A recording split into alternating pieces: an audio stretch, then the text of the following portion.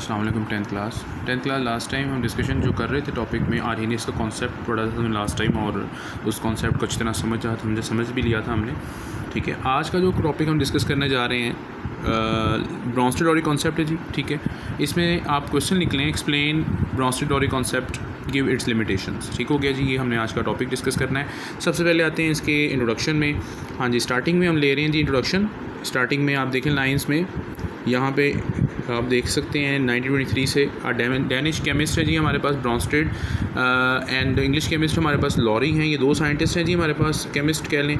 ये इन्होंने इंडिविजुअली जो है वो एसिड बेसिस के कॉन्सेप्ट पर काम किया और सेपरेट जो है वो अपने आइडियाज़ को प्रेजेंट किया एसिड और बेस के लिए। और इसके बाद आप इंट्रोडक्शन जब मुकम्मल करेंगे तो उसके बाद एसिड की डेफिनेशन आप यहाँ मेंशन करेंगे। एसिड की हेडिंग बना लीजिएगा। एसिड कहते हैं एक ऐसा सब्सटेंस है जो डोनेट कर सकता है प्रोटॉन को। ठीक है, ये कॉन्सेप्ट है जी इनका। एक एसिड ऐसा सब्सटेंस होता है जो किसी भी सब्सटेंस जो कहते हैं किसी दूसरे सब्सटेंस को क्या प्रोवाइड कर सकता है, हाइड्रोजन आयन या प्रोटॉन प्रोवाइड कर सकता है। एग्जांपल आप देख सकते हैं यहाँ पे HCl की एग्जांपल है, CH3COH की एसिटिक एसिड से कहते हैं, और HNO3 की एग्जांपल आप ऐड कर सकते हैं। इसके अलावा आमतौर पे इसमें कहते हैं कि जी बेस के बारे में अगर बात करें तो बेस क्या है। बेस कहता है कि ऐसा सब्सटेंस है जो कि प्रोटॉन को एक्सेप्ट करने की सलाहियत रखता है। ये है according to Bronsted Lowry concept base की डेफिनेशन। ये आप बेस के लिए हेडिंग बना लेंगे यहाँ पे और उसकी डेफिनेशन को लिख लेंगे। उसके बाद एग्जांपल लिखना चाहते हो, एग्जांपल में आप अमोनिया लिख लें, हाइड्रोक्साइड आयन लिख लें। ये आपके पास यहाँ पे इसकी एग्जांपल्स आ जाएंगी। ठीक हो गया। इसके बाद आते हैं नेक्स्ट पेज पर, यहाँ पर आते हैं एक्सप्लेनेशन पे जाएंगे। एक्सप्लेनेशन से आप थोड़ा सा यहाँ पर एक्सप्लेन करने जा रहे हैं। एक्सप्लेन करने के लिए आपके पास दो यहाँ पे एक्सप्लेनेशन के लिए दो इक्वेशंस हैं। ठीक है, एक आप इसमें बेशक आप एग्जांपल के तौर पे बात कर लें। एग्जांपल में हमारे सामने जो है वो आप HCl और अमोनिया है, दो इसमें यहाँ पर सब्सटेंसेस हैं। आप बेशक यहाँ पे एक्सप्लेनेशन की हेडिंग बना लीजिएगा। तो यहाँ पे दोनों में से एक को एक्सप्लेनेशन में लेकर आएंगे आप, लेकिन यहाँ पर ऊपर जो एग्जांपल है वो आप बेशक एक्सप्लेनेशन के अंदर ही लिख लें और उसमें उसके बारे में आपने नहीं बताना। लेकिन अगली जो इक्वेशन है उसमें आप इसके बारे में मुकम्मल डिस्कस करेंगे। तो इसमें HCl और अमोनिया की एग्जाम्पल है, अमोनियम आयन बन रहा है, क्लोराइड आयन बन रहा है। ठीक है जी, ये आप एक्सप्लेनेशन की हेडिंग में ही लिख लीजिएगा। इसके बाद ये जो आपके पास सेकंड इक्वेशन है, इसमें जो एक्सप्लेनेशन की बात के लिए आप मुकम्मल तौर पे बताएंगे कि HCl जो है और वाटर का रिएक्शन हो रहा है। ठीक है, और उस रिएक्शन में क्या होता है जी, आज प्रोडक्ट्स बनती हैं। हाइड्रोनियम आयन बनता है, क्लोराइड आयन बनता है। ठीक है जी, ये एक्सप्लेनेशन आप इसमें ऐड करते जाएंगे।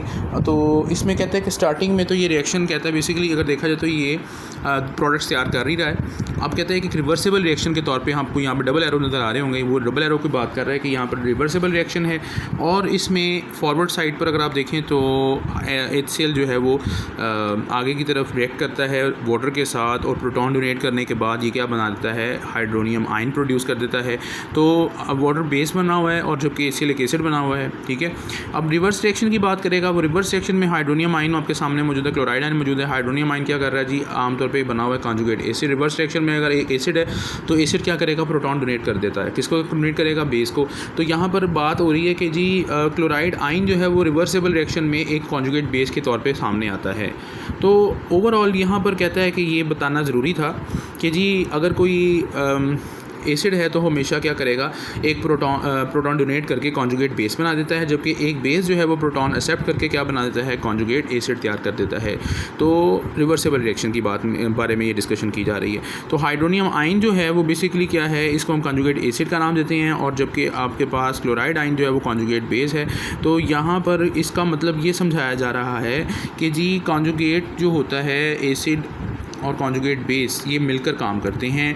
तो इससे आमतौर पर ये बात सामने आई कि हमेशा किसी भी ब्रॉन्स्टेड-डॉरी कॉन्सेप्ट में अगर एसिड बेस रिएक्शन होगा तो किसी एसिड का काम होगा कि वो प्रोटॉन डोनेट करता है, और किसी बेस का काम होगा कि वो प्रोटॉन को क्या करेगा, एक्सेप्ट करेगा। ठीक हो गया। तो ये आप लोगों ने इस बारे में यहाँ पर अंडरस्टैंडिंग बता देनी है, अंडरस्टैंडिंग करवा देनी है कि जी यहाँ पर अगर रिवर्सिबल रिएक्शन में देखेंगे तो एक कॉन्जुगेट एसिड जो है वो क्या बना देगा, वापस एक बेस तैयार कर देगा, और जबकि एक जो है वो कॉन्जुगेट बेस जो है वो दोबारा से एक एसिड की शक्ल में सामने आ जाएगा। तो यहाँ पर ये कॉन्जुगेट का मतलब होता है कि working together in the form of pair. यानी कि कॉन्जुगेट का मतलब ये है कि एक साथ मिलकर काम किया जा रहा है, एक साथ मिलकर ये काम हो रहा है। तो इसलिए यहाँ पर इसकी एक्सप्लेनेशन में आप ये बातें मेंशन कर देंगे। इसके बाद हेडिंग बनाएंगे आप कॉन्जुगेट एसिड की।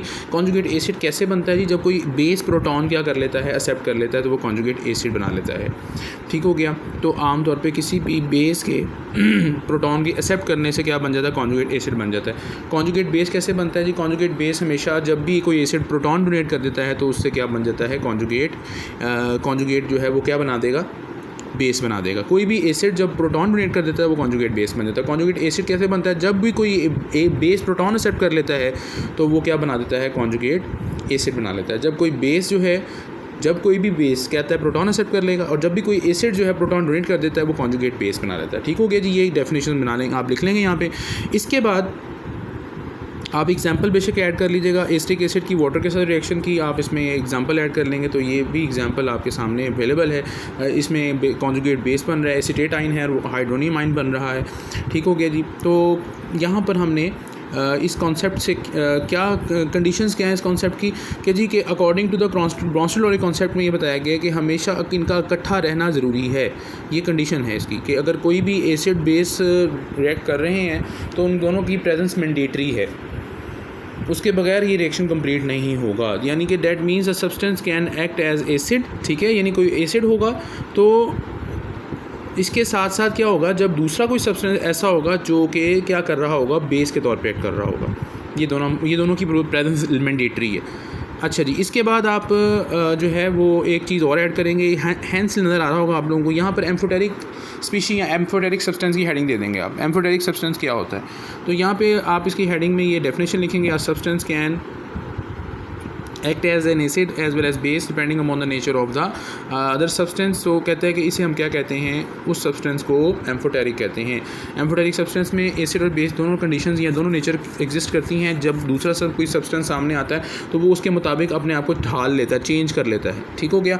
तो इसमें आपने जब ये एम्फोटेरिक की डेफिनेशन लिख लें तो फिर वाटर को लिखेंगे, water act as conjugate acid, वो आप लिख लेंगे। तो और जिस तरह एक हेडिंग में आप लिख लेंगे वो water act as a conjugate base. ऊपर वाले जो रिएक्शन है वाटर के साथ HCl और प्लस वाटर, ये कहता है कॉन्जुगेट, आप देख सकते हैं बेस के तौर पे water act as a conjugate base है। और नीचे वाली एग्जांपल आप देख लें तो उसमें कॉन्जुगेट एसिड के तौर पे वाटर एक्ट कर रहा है। तो ये आपने मेंशन कर लेना है। एक सेपरेट हेडिंग बना के ना आपने कॉन्जुगेट एसिड कॉन्जुगेट बेस की आपने ये हेडिंग्स बना के इनकी हेडिंग्स के साथ ये इक्वेशंस लिख लेनी है आपने। ठीक हो गया। तो बता देंगे कि यहाँ पर जो है वाटर एज एन एसिड है, ठीक है, अमोनिया के साथ रिएक्ट कर रहा है, तो क्या बना रहा है जी, अमोनियम आयन और हाइड्रोक्साइड आयन बना रहा है। जबकि ऊपर वाले रिएक्शन में जो है वाटर के साथ जब HCl रिएक्ट करता है तो वाटर बेस बन जाता है और HCl क्या होता है, वो एसिड बन जाता है। तो ये आपने इसमें कॉन्जुगेट एसिड और conjugate base, water as act as a conjugate acid और नहीं, water act as a base और water as act as a acid, ये आपने यहाँ पर हेडिंग बना देनी है।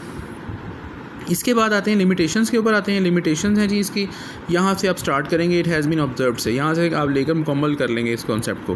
कि कंडीशंस लिमिटेशंस क्या हैं जी, लिमिटेशंस ये हैं कि कॉन्सेप्ट जो है हम हर एसिड बेस पे अप्लाई नहीं कर सकते, क्योंकि कुछ एसिड और बेसिस ऐसे हैं जो इस कॉन्सेप्ट के लिए नहीं हैं, जो इस कॉन्सेप्ट से वायलेट करते हैं, जो इस कॉन्सेप्ट को वेरीफाई नहीं करते।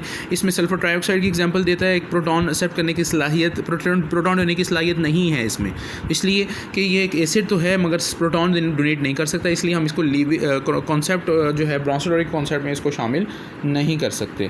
जबकि अमोनिया, इसी तरह के एग्जांपल में यहाँ पर हमारे सामने जो है अमोनिया की एग्जांपल है, कैल्शियम ऑक्साइड की एग्जांपल है। कैल्शियम ऑक्साइड जो है वो हमारे सामने देखा जाए तो कहता है कि वो अकॉर्डिंग टू ब्रॉन्स्टल कॉन्सेप्ट जो है वो कहता है बेस नहीं है, क्योंकि इसमें प्रोटॉन को एक्सेप्ट करने की सलाहियत भी नहीं पाई जाती, इसलिए हम इसको कहते हैं कि ये कॉन्सेप्ट के मुताबिक ये बेस नहीं है। लेकिन नेचर के लिहाज से देखा जाए तो नेचर में ये बेस है। ठीक है, तो इसका मतलब कि ये जो ब्रॉन्स्टल कॉन्सेप्ट है हर एसिड और बेस को क्लैरिफाई नहीं करता, हर एक बेस और एसिड के लिए नहीं बनाया गया, सिर्फ इसकी लिमिटेशंस हैं। तो ये मुकम्मल यहाँ तक आप इसकी लिमिटेशंस को कंप्लीट कर लेंगे।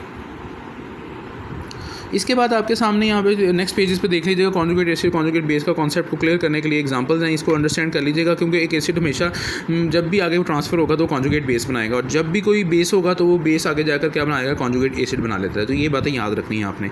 तो यहाँ पर कोई एसिड है, अगर नाइट्रिक एसिड है तो आगे जाकर क्या बनाएगा, कॉन्जुगेट बेस बना देगा। अगर वाटर है फॉर एग्जाम्पल तो वो भी कॉन्जुगेट क्या बना देगा, बेस बना देगा। एसिड के लिए बात कर रहा हूँ। अगर वाटर बेस है तो वो नेक्स्ट आगे जाकर क्या बना लेगा, कॉन्जुगेट एसिड बना लेता है। तो ये आपके सामने कॉन्जुगेट एसिड और कॉन्जुगेट बेस की क्लैरिफिकेशन के लिए बनाई गई देखेंगे यहाँ पे एग्जांपल।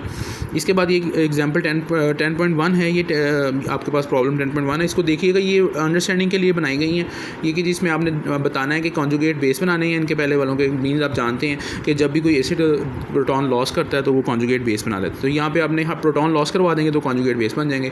यहाँ नीचे वाली बी में देखिएगा तो वो कॉन्जुगेट एसिड बनाने, जब ये प्रोटॉन एक्सेप्ट कर लेते हैं तो कॉन्जुगेट एसिड बन जाएंगे। तो ये आपने इसी तरह से डेवलप करनी है बातें। और इसमें आपने बताना है कि कौन से दोनों ऐसी स्पीशीज़ हैं जो कॉन्जुगेट एसिड को जो बेस और एसिड दोनों के तौर पे परफॉर्म करते हैं अपने आप को। तो वो नीचे एग्जांपल उसमें एग्जांपल के अंदर जो सी में आप देख सकते हैं ये मौजूद हैं स्पीशीज़ जो एसिड और बेस के तौर पे दोनों तरह से अपने आप को जाहिर करती हैं।